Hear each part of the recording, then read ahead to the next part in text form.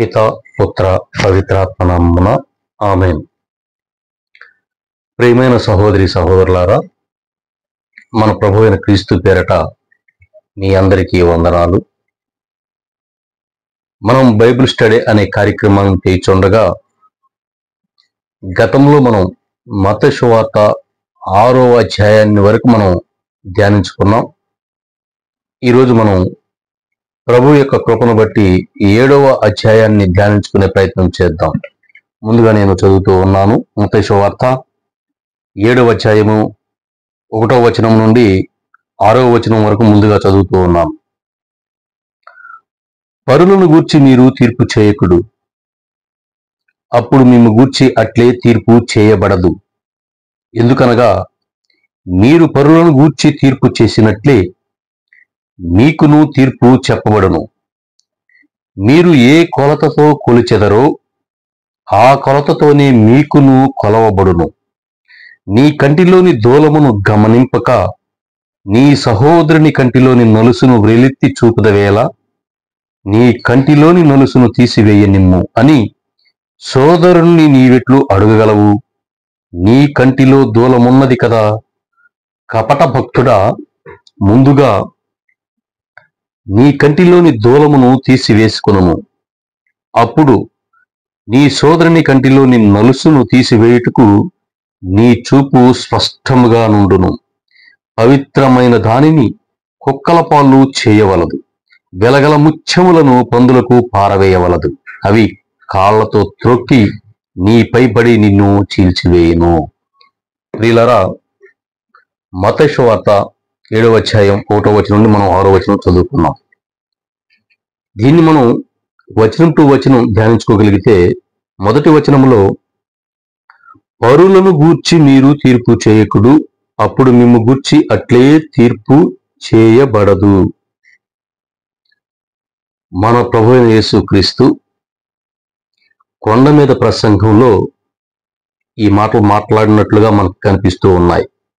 కొండ మీద ప్రసంగం మనకి మత్తయి సువార్త 5వ అధ్యాయంలో మొదలవుతుంది, 7వ అధ్యాయంతో ఎండ్ అవుతుంది. ఈ 3 అధ్యాయాలు కూడా ప్రభు అనేక విషయాల గురించి మనకి స్పష్టంగా వివరించారు.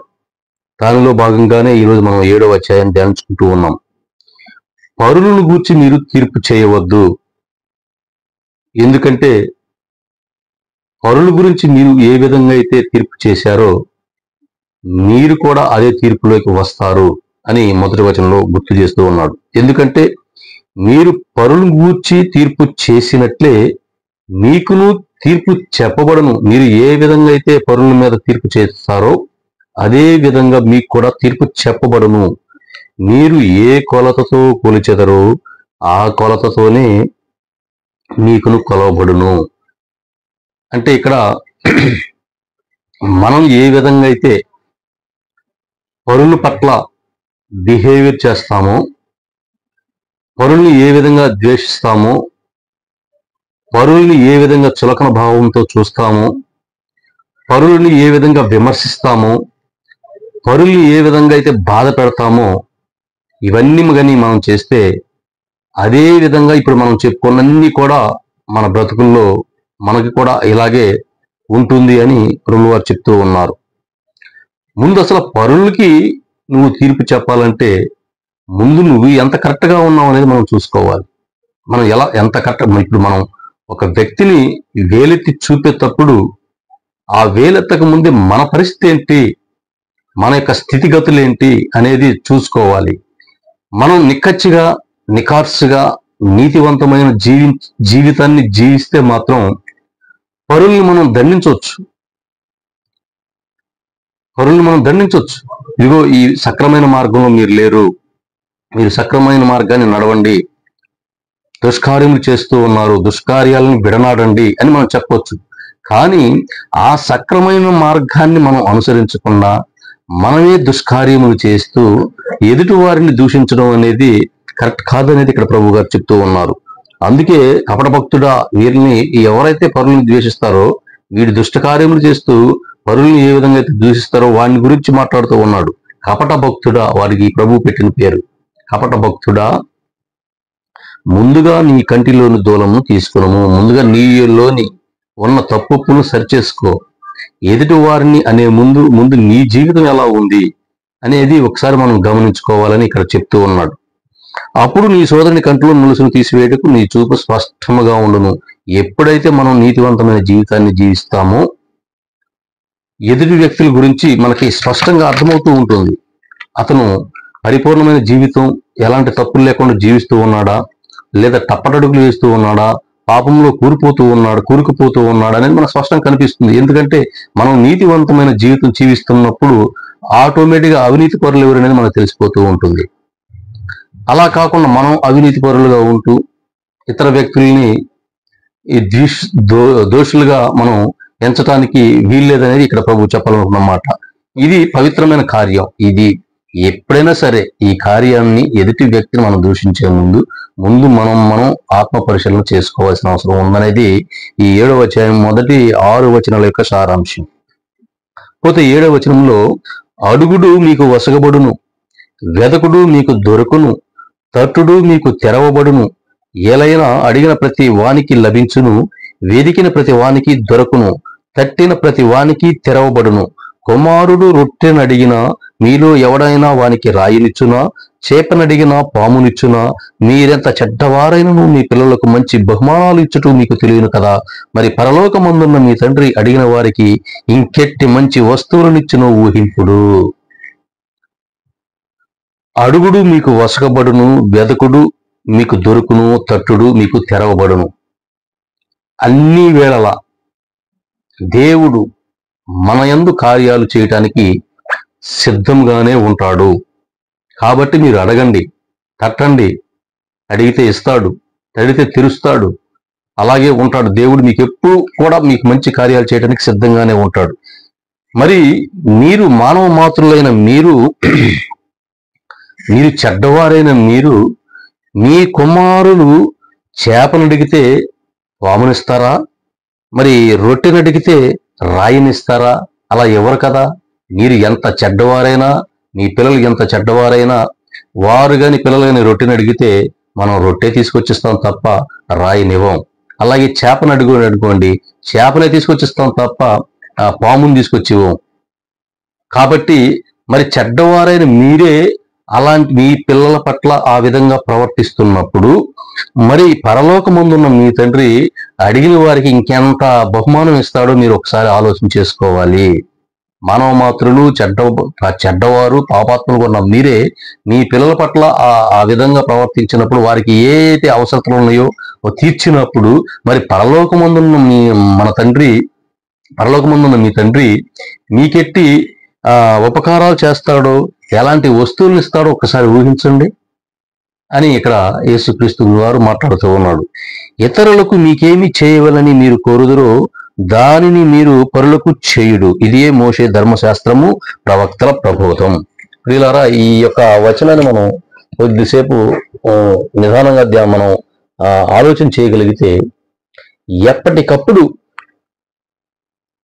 ఇతరులు ఇదిగో నాకు ఈ సహాయం చేస్తే బాగుండు, ఇదిగో నా యొక్క ఆపదల్లో వారు తోడుగా ఉంటే బాగుండు, ప్రతి దాంట్లో నాకు ఒక తోడు నీడగా నిలబడితే బాగుందని మనం ఎక్స్పెక్ట్ చేస్తూ ఉంటాం. అలా జరిగిన పక్షంలో వారిని దూషించే పరిస్థితులు కూడా మనకు కనిపిస్తూ ఉంటాయి.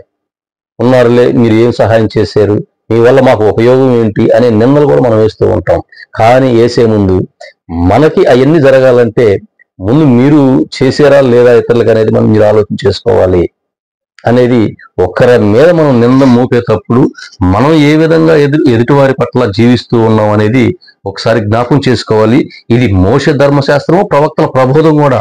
అంటే ఇతరుల నుంచి నువ్వు ఏదైతే ఆశిస్తావో ఇతరులకి నువ్వు అది చేయాలి అనేది మోషే ధర్మశాస్త్రం, ప్రవక్తల ప్రబోధం అని ప్రభువైన క్రీస్తు వారు ఇక్కడ మనకి గుర్తు చేస్తూ ఉన్నాడు. అదే విధంగా మనం చూసుకోగలిగితే ఇరుకైన ద్వారమున ప్రవేశింపుడు, ఏలైనా విశాలమైన మార్గము సులభముగానున్న మార్గము వినాశనమునకు చేర్చును. అనేకులు ఆ మార్గమున పయనింతురు. జీవమునకు ద్వారము ఇరుకైనది, మార్గము కష్టమైనది, కొంతమంది మాత్రమే ఈ మార్గమును కనుగొందురు. ఇక్కడ ఇరుకైన మార్గము, విశాలమైన మార్గం. విశాలమైన మార్గంలో ఒక హద్దులు ఉండవు. ఏ విధంగా అయినా సరే మనం నడవచ్చు, వెళ్ళొచ్చు. తద్వారా మనకి దానివల్ల ఎలాంటి ఉపయోగం లేదు, పైపెచ్చు వినాశనం వస్తుందని ఇక్కడ ప్రభువు వారు గుర్తు చేస్తూ ఉన్నాడు. అదే ఇరుకైన మార్గం అంటే పరలోక రాజ్యం ఇరుకుగా ఉంటుంది, అంటే చాలా కష్టతరం. ఇవన్నీ మనం చేయాలంటే చాలా కష్టతరంగా పాటించాలి. ఈ దేవుడు చెప్పిన ప్రతి మాట కూడా మనకి కష్టతరంగానే ఉంటుంది, మానవ మాత్రమే మనకి. కానీ దాన్ని జయించి ఆ ఇరుకు మార్గంలోకి వచ్చిన వాడే పరలోక రాజ్యానికి చేరుకోగలడు. అలా కాకుండా లోకంలో పడి విశాల మార్గంలాగా అనేక మంది నానా రకాల జాతులు, నానా రకాల వాళ్ళు ఆ విశాలమైన మార్గంలో ఎంతో మంది వెళ్తుంటారు, కానీ వారికి ఎప్పటికైనా వినాశనమే తప్పదు. కాబట్టి మీరు ఇరుకైన మార్గాన్ని ఎంచుకోండి. కష్టమైన అనుభవించండి, నష్టమైన అనుభవించండి, సంతోషమైతే సంతోషించండి. ఏదైనా సరే ఇరుకు మార్గం దేవుని దగ్గరికి వెళ్ళాలంటే ఖచ్చితంగా మనకి కొన్ని శ్రమలు వస్తాయి, కొన్ని కష్టాలు వస్తాయి, కొన్ని నష్టాలు చూడాల్సిందే. ఎందుకంటే ఇది ప్రభువు వారు చెప్తూ ఉన్నాడు. ఎందుకంటే ఇవన్నీ కూడా మన ప్రభువు వారు ఎన్నో అవమానాలను భరించాడు, ఎన్నో కష్టాలను భరించాడు, ఎన్నో నష్టాలను భరించాడు. అయినా కూడా తండ్రి చిత్తానికి లోపడ్డాడే తప్ప ఏ విధంగా కూడా లోకానుసారంగా జీవించిన సందర్భం మనకి యేసుక్రీస్తుల వారిలో మనం చూడలేము. కాబట్టి ఆయన వలె మన ప్రభువైన యేసుక్రీస్తు వారు ఏ విధంగా అయితే ఇరుకు మార్గాన్ని ఎంచుకొని లోకానికి దూరంగా ఆ తండ్రి చిత్తం ప్రకారం ఏ విధంగా అయితే నడుచుకున్నాడో, మనం కూడా ఆ తండ్రి యొక్క చిత్త ప్రకారం నడుచుకొని ఇరుకైన మార్గమైనా సరే కష్టమైన దాన్ని భరించాలి తప్ప తండ్రి యొక్క చిత్తాన్ని, తండ్రి యొక్క మార్గాన్ని మనం ఎడవకూడదు అనేది ఇక్కడ యేసు ప్రభువు వారు మనకి గుర్తు చేస్తూ ఉన్నారు. అయితే ఇక్కడ 15వ వచనం నుంచి 20వ వచనం వరకు కొన్ని కపట ప్రవక్తల గురించి కూడా మాట్లాడాడు. అంటే యేసు ప్రభువు వారికి తెలిసేమో, బహుశా ముందుగానే తెలిసి ఈ రోజు మనం చూస్తూ ఉన్నాం. అనేక రకాలుగా అనేక మంది వాక్యము బైబిల్ తెలియని వ్యక్తులు కూడా, చదువు లేని వ్యక్తులు కూడా మేము బోధిస్తూ ఉన్నాం. మేము దేవుడు మమ్మల్ని ఎన్నుకున్నాడు, చదువు లేదు కదా అంటే దేవుడు మాకు ఆ కృప ఇచ్చాడని చెప్పుకొని అనేక మంది అనేక రకాలుగా ఈ రోజుల్లో మనం చాలా మందిని చూస్తూ ఉన్నాం. కానీ అలాంటి వారిని ఉద్దేశించే యేసు ప్రభువు వారు ముందుగానే చెప్పాడు. ఏం చెప్పాడంటే మనం 15వ వచనంలో 15వ వచనం నుంచి 20వ వచనం వరకు చూసుకోగలిగితే, కపట ప్రవక్తలను గూర్చి జాగ్రత్త పడుడు. ఎందుకంటే ఇలాంటి కపట ప్రవక్తలు వస్తారు, కపట బోధకులు వస్తారు, కపట పాస్టర్లు వస్తారు. ఇలా అనేక రకాలైన దొంగ మాటలు చెప్పి మిమ్మల్ని మబ్బి పెడతారు. అలాంటి వాళ్ళ గురించి మీరు జాగ్రత్తగా ఉండాలి. వారు లోపల క్రూరమైన తోడేళ్లయ్యుండి గొర్రె చర్మము కప్పుకొని మీ ఎద్దుకు వచ్చేదరు. పైకి మాత్రము దేవుని సేవకులుగా ఉంటారు, కానీ లోపల మాత్రం క్రూరమైన తోడేళ్ల వలె వాళ్ళు ఉంటారు. కాబట్టి వాళ్ళ పట్ల మీరు జాగ్రత్త వహించాలి అని చెప్పాడు. ఏ విధంగా జాగ్రత్త వహించాలంటే వారి క్రియలను బట్టి మీరు వారిని తెలుసుకుందరు, వారి క్రియలను బట్టి వారిని మీరు తెలుసుకుందరు. ప్రియులారా, ఇక్కడ మనం గమనించుకోగలిగితే ఈ రోజున కొంతమంది ఆ దైవ సేవకుల్ని అని చెప్పుకుంటూ బైబిల్ వాక్యానుసారం కాకుండా బైబిల్కే వ్యతిరేకంగా బోధనలు చేసే వాళ్ళు అనేక మంది ఉన్నారు. అయినా కూడా మరి విశ్వాసులకి మరి బైబిల్ అంటే ఏంటో తెలియకో, నాకు తెలియదు, కానీ దేవుడి గురించి తెలియకో, దేవుడి యొక్క మార్గాన్ని గురించి వాళ్ళకి పరిపూర్ణమైన జ్ఞానం లేకో, కానీ గొర్రెల వలె పాస్టర్లు అబద్ధాలు చెప్తున్నా కూడా ఆ అబద్ధాలకి వీళ్ళు చప్పట్లు కొడుతూ వాళ్ళని సపోర్ట్ చేస్తూ ఉన్నారు. ఇది చాలా బాధాకరమైన విషయం. కాబట్టి విశ్వాసులారా, మీరు జాగ్రత్త వహించండి. ప్రభువు వారు గుర్తు చేస్తున్నది, కపట ప్రవక్తలు వస్తారు. కపట ప్రవక్తలను మీరు ఎలా గుర్తుపట్టాలంటే వారి క్రియలను బట్టి మనం గుర్తుపట్టవచ్చు. వారి యొక్క ప్రవర్తన, వారి యొక్క బిహేవియర్, వారు ఏ విధంగా ఉంటూ ఉన్నారు సంఘంలో, ఏ విధంగా సమాజంలో ఉంటూ ఉన్నారు, ఏ విధంగా వారి బోధనలు ఉన్నాయి, ఎంత మాత్రం ఎలాంటి ఏ విధంగా విశ్వాసంలో ఉంటూ ఉన్నారు, విశ్వాసుల పట్ల వాళ్ళు ఏ విధంగా ప్రవర్తిస్తూ ఉన్నారు, వీటిలన్నిటిని బట్టి వారి యొక్క క్రియలను బట్టి వారు కపట ప్రవక్తుల దైవ సేవకులు అనేది మనం గుర్తించగలిగే వారంగా ఉండాలి. కాబట్టి వారు ఏది చెబితే దానికి మనం తందాన అనుకోకుండా దేవుడి మార్గాన్ని మనం స్పష్టంగా గుర్తెరగాలి, దేవుని మాటను స్పష్టంగా మనం గుర్తెరగాలి. ఎంతమంది అబద్ధ ప్రవక్తలు వచ్చినా కూడా మనం దేవుని యొక్క మాటని, దేవుని యొక్క మార్గాన్ని మనం గ్రహించగలిగితే ఎంత పెద్ద ప్రవక్త అయినా సరే, అబద్ధ ప్రవక్తలైనా సరే మనం త్రిప్పి కొట్టవచ్చు. కాబట్టి జాగ్రత్తగా మీరు మెలకువగా ఉండండి. అనేక మంది ఈ రోజున వారు చేసే బోధనలు తప్పని తెలిసి కూడా ఈరోజు అనేక మంది పెద్ద దైవ సేవకులుగా చలామణి అవుతూ ఉన్నారు. విశ్వాసులు కూడా వారిని అలాగే నమ్ముతూ ఉన్నారు. కాబట్టి ప్రియులారా, ఈ వచనాలను మీరు గమనించండి. దేవుడి మాట మనకి పరిశుద్ధ గ్రంథంలో రాయబడింది. ఏ సిస్టంలో మనకి ఇచ్చారో ఆ సిస్టాన్ని మనం ఫాలో అవ్వాలి. అలా కాకుండా అనేక మంది ఎవరికి వారు ఇండివిజువల్స్ గా మేము దైవ సేవకులను చెప్పుకుంటూ ప్రజలను మోసం చేస్తూ వితంతువులను దోచుకుంటూ అనేక రకాలమైన ఇబ్బందులు చేస్తూ లేనిపోయిన కాడిని వారి మీద మోపి ఇది మీరు చేయాల్సింది, ఆ రోజు ఏ విధంగా యూదులు ఏ విధంగా అయితే ప్రవర్తించారో అదే విధంగా కూడా ఈ రోజు కొంతమంది దైవ సేవకులు అలాగే ప్రవర్తిస్తూ ఉన్నారు. కాబట్టి అలాంటి వారందరినీ కూడా ఈ సమాజం నుంచి తరిమి కొట్టాలి.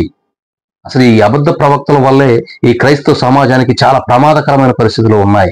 కాబట్టి అలాంటి దైవిక సేవకులను చెప్పుకొని గొర్రెతోళ్లు కప్పుకొని మేకల వలె వచ్చి మేకతోళ్లు కప్పిన గొర్రెల చర్మం కప్పుకొని మన దగ్గరికి వచ్చి నానా రకమైన మాటలు చెప్పి మనల్ని విశ్వాసుల్ని మభ్య పెడుతూ ఉంటారు. కాబట్టి వారి పట్ల మీరు చాలా జాగ్రత్తగా చాలా సున్నితంగా వారిని తిరస్కరించి వారిని బహిష్కరించాలి.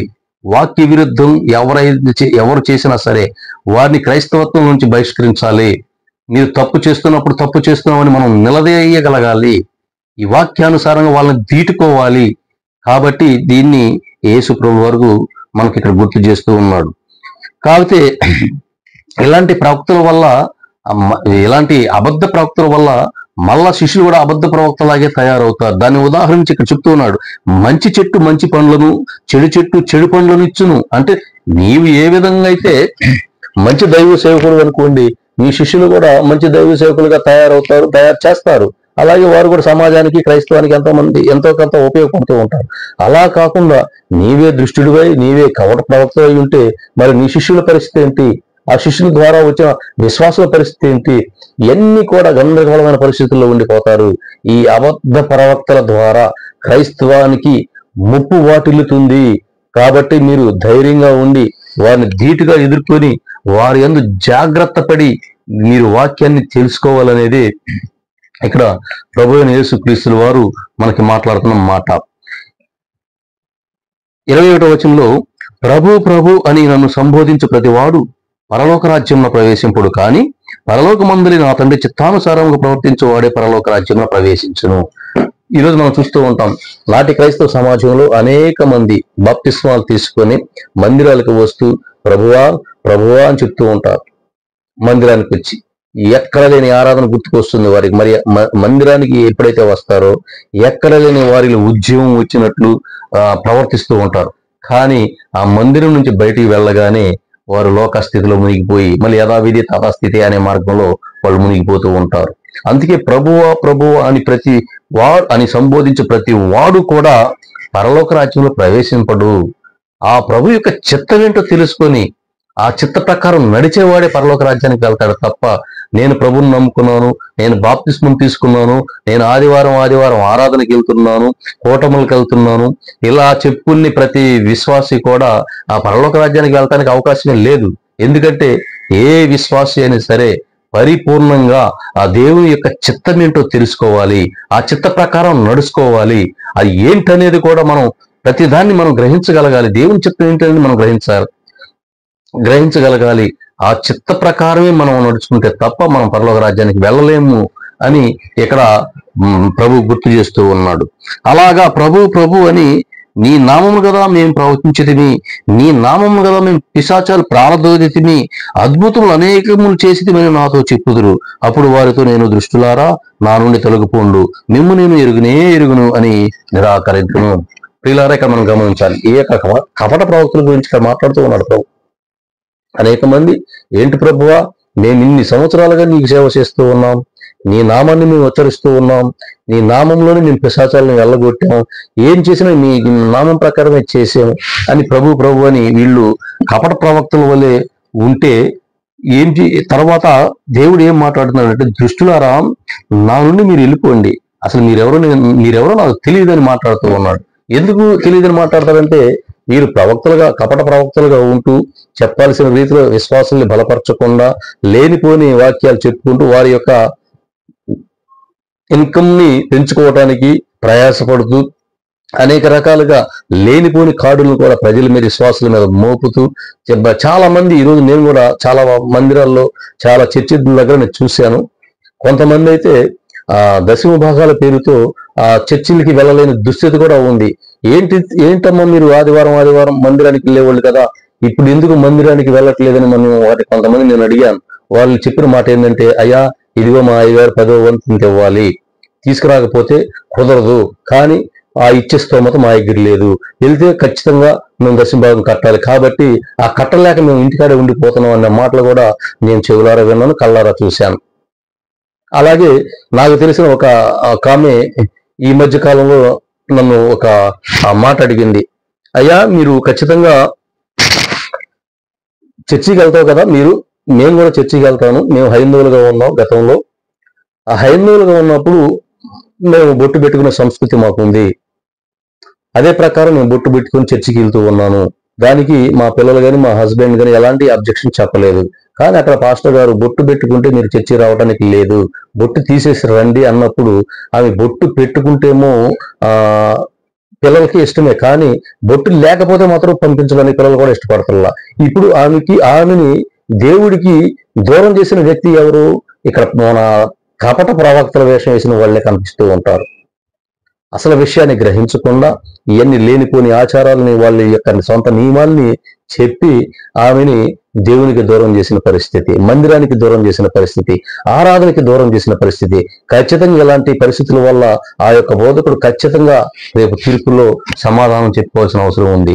అలాగే ఇలాంటి ఎన్నో ఆచారాలు పెట్టారు, లేనిపోని ఆచారాలను తీసుకొచ్చి దేవుడు యేసుక్రీస్తు మనకు చెప్పాడు ఆల్రెడీ. యోహాను సువార్త 4వ అధ్యాయంలో సమరయ స్త్రీతో, అమ్మా ఇదిగో మీ పూర్వులు మీ పర్వతాల్లో పూజించేవాళ్ళు, మీరు దేవుడిని, మీకు తెలిసిన దేవుడిని మీరు ఆరాధించేవాళ్ళు, మాకు తెలిసిన దేవుడిని మేము ఆరాధించే వాళ్ళమే, కానీ ఇక్కడ అలా ఉన్నదు, ఆత్మతో సత్యంతో ఆరాధించే సమయం వచ్చింది, ఇప్పుడే వచ్చి ఉన్నది. అంటే ప్రభు నేను వచ్చాను కాబట్టి ఆల్రెడీ ఆత్మతో ఆరాధించే సమయం ఇప్పుడే వచ్చిందని చెప్పాడు. కాబట్టి ఇవన్నీ నియమాలు, ఇవన్నీ లేనిపోని ఆచారాలు ఇవన్నీ తీసి పక్కన పడేస్తే నువ్వు బొట్టు పెట్టుకుంటంత బొట్టు పెట్టుకోకపోతే అంత మనస్ఫూర్తిగా దేవుణ్ణి ఆరాధించగలిగితే ఖచ్చితంగా నీకు దేవుని యొక్క చిత్తాన్ని ఎరిగి దేవుని యొక్క చిత్త ప్రకారం నీవు నడుచుకోగలిగితే ఖచ్చితంగా నిన్ను పరలోక రాజ్యానికి తీసుకెళ్ళటానికి దేవుడు రెడీగా ఉంటాడనేది మనం అర్థం చేసుకోవాలి. కాబట్టి ఇలాంటి ఆచారాలని, కొన్ని నియమాల్ని వీళ్ళు సొంతంగా పెట్టి ఈ యొక్క దేవుని యొక్క ఆచారాలుగా, దేవుని యొక్క ఆజ్ఞలుగా, దేవుని యొక్క నియమాలుగా బోధిస్తూ అనేక మంది విశ్వాసుల్ని, అనేక మంది కపట ప్రవక్తల వేషంలో ఉన్న కొంతమంది పాస్టర్లు మోసం చేస్తూ ఉన్నారు. నేను కళ్ళారు చూశాను కాబట్టి నేను ఈ విషయాన్ని మీతో పంచుకోవాలనిపించి నేను చెప్పాను. అలా అని చెప్పి అందరూ అలా ఉంటారని నేను అనట్లేదు, కానీ నేను చూసిన వాళ్ళు మాత్రం కొంతమంది నాకు అలాంటి వ్యక్తులు నాకు కనపడ్డారు.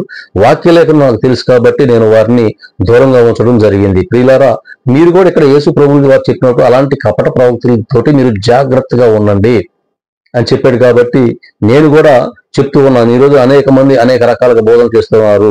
ప్రతి విశ్వాసి కూడా బోధకుడి యొక్క విధి విధానాలు ఏంటో, అతని బోధనలు ఏంటో, అతని ప్రవర్తన అంటే ఏంటో, ప్రవర్తన ఎలా ఉందో, ఇవన్నీ ఆయన యొక్క క్రియలను బట్టి మనం తెలుసుకోవాలని ప్రభు అయిన క్రీస్తు వారు మనం చెప్తున్నాడు. కాబట్టి వారి యొక్క స్థితిగతుల్ని, వారి యొక్క క్రియలను బట్టి మనం ఇతను మంచివాడా, మంచి ప్రవక్త, లేకపోతే అబద్ధ ప్రవక్త, మంచి సేవకుడా లేదా అబద్ధ సేవకుడా అనేది మనం గ్రహించి వారితో చాలా జాగ్రత్తగా మనం మెలకువగా ఉండాల్సిన అవసరం ఎంతైనా ఉందని చెప్పేసి యేసు క్రీస్తు ప్రభుల వారు ఈ యొక్క కపట ప్రవక్తల గురించి మనల్ని హెచ్చరించిన మాటలుగా మనకి కనిపిస్తూ ఉన్నాయి. అయితే 24వ వచనం నుంచి చూసుకోగలిగితే, నా బోధనలను ఆలకించి పాటించువాడు ప్రతి వాడు రాతి పునాదిపై తన ఇల్లు కట్టుకొనిన బుద్ధిమంతుని పోలి ఉన్నాడు. ఎవడైతే నా బోధనలను ఆలకించి, అంటే ప్రభువుల వారు చేస్తున్న బోధనలను ఆలకించి వాటిని పాటించి, ఆలకించడమే కాదు వాటిని పాటించి నా ప్రతి వాడు, ఈరోజు మనం అనేక సంఘాల్లో చూస్తూ ఉంటాం, వాక్యాన్ని వింటూ ఉంటారు, బయటికి వెళ్ళాక వదిలేస్తూ ఉంటారు, వినటం వరకే వారికి పాటించటంలో మాత్రం ముందుకు రారు.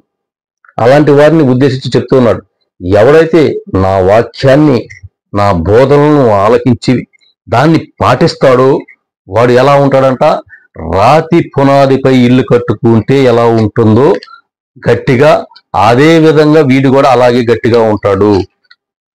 ఆయన యొక్క బోధనలను నా యొక్క బోధనలను ఆలకించి పాటించేవాడు. కాబట్టి ఆలకించడమే మాత్రమే కాదు, మనం ఎన్నో రకాలుగా ఎన్నో బోధనలు వింటూ ఉంటాం, ఎన్నో వాక్యాలను వింటూ ఉంటాం, ఎన్నో దేవుని మాటలు మనం వింటూనే ఉంటాం. కానీ ఇని వదిలేసే వారంగా కాకుండా దాన్ని పాటించే వారంగా ఉండాలనేది ఇక్కడ ప్రభువుని యేసుక్రీస్తు మనం మాట్లాడుతూ ఉన్నాడు. పోతే అంతటా యేసు బోధనలు ముగింపగా ఆ జన సమూహములు ఆయన బోధనకు ఆశ్చర్యపడిరి. ఏలైనా వారి ధర్మశాస్త్ర బోధకులు కాక అధికారం కలవాని వలె యేసు బోధించెను. ఇవన్నీ కూడా మనకి 3 అధ్యాయాలు ప్రభువైన యేసుక్రీస్తు మాట్లాడాడు. ఈ 3 అధ్యాయాల్లో అనేక రకమైన విషయాల్ని మనకి బోధించాడు. ఇవన్నీ బోధించుకున్న క్రమంలో ఆయన బోధనలు ముగింపుగా ఆ జన సమూహం ఆయన బోధనకు ఆశ్చర్యపడారు. ఎందుకంటే ఆయన ఒక ధర్మశాస్త్ర బోధక వల్లే బోధించలేదు, ఒక అధికారం గలవాడిగా బోధించాడు. అంటే ఒక ప్రవక్త, ఒక ధర్మశాస్త్ర బోధకులు ఏదో ఒక ప్రవక్తలా బోధించాడు. కానీ ఈయన తండ్రి యొక్క కుమారునిగా, దేవునిగా, అంటే హక్కు ఉంది కాబట్టి ఆ యొక్క అధికారంతో మాట్లాడాడు. కాబట్టి వారికి అధికారంగా మాట్లాడాడు, ఇది ఉన్నది నిక్కచ్చిగా మాట్లాడాడు అని అక్కడ జనసమూహం వారందరూ గ్రహించినట్లుగా మనకి ఈ 7వ అధ్యాయం మొత్తం మనకి తెలుస్తూ ఉంది. కాబట్టి ప్రియులారా, మనం మత్తయి సువార్త 5, 6, 7 ఈ 3 అధ్యాయాలు కూడా ఏ ప్రభు క్రీస్తు యొక్క కొండ మీద ప్రసంగం అని మనం దీనికి హెడ్లైన్ పెట్టుకోవచ్చు. ఈ కొండ మీద ప్రసంగం కానీ మనం బాగా మంచిగా చదువుకొని దాన్ని మనం మంచిగా అర్థం చేసుకోగలిగితే అసలు క్రీస్తు ప్రభు యొక్క మనస్తత్వం ఏంటి, దేవుని చిత్తం ఏంటి అనేది మనకి ఈజీగా అర్థమైపోతుంది. కాబట్టి ప్రియులారా, దీనితో పాటు ప్రతి విశ్వాసి కూడా వాక్యం ముందు బలపడాలంటే ఖచ్చితంగా బైబిల్ చదవాలి, దాన్ని అవగాహన చేసుకోవాలనేది నా అభిప్రాయం. ప్రియులారా, ఇంతటితో మనకి ఈ 7వ అధ్యాయం ముగించింది. ప్రభు చిత్తమైతే రేపటి దినాన మనం 8వ అధ్యాయాన్ని ధ్యానించుకునే ప్రయత్నం చేద్దాం. ఆమెన్. తండ్రి నుండి మన ప్రభువు క్రీస్తు నుండి ఎల్లప్పుడూ మీకు కృపా, శాంతి, సమాధానం కలుగును గాక. ఆమెన్.